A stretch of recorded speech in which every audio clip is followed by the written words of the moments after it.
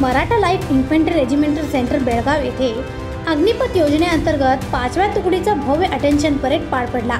एकूण 659 अग्निवीरांनी 31 आठवड्यांचा कठोर सैनिक प्रशिक्षण पूर्ण करून आज देश सेवेचा शपथ घेतला। परेडचे निरीक्षण brigadier Jaideep Mukherjee commandant MLIRC यांनी केले। परेडचे निवृत्त अग्निवीर गजानन राठोड यांनी तर परेड ॲडज्युटंट म्हणून लेफ्टनंट कर्नल दिग्विजय सिंह कार्यरत होते। अग्निवीरांनी राष्ट्रीय ध्वज, रेजिमेंटल ध्वज आणि धार्मिक ग्रंथाच्या साक्षीने उत्साहपूर्वक शपथ ग्रहण केले।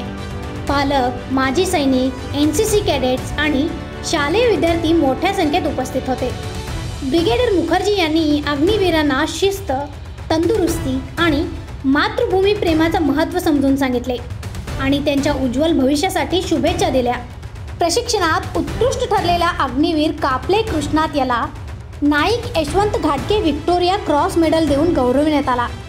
परेडची सांगता शरकत पार्क मेमोरियलवर पुष्पचक्र अर्पण करून झाली।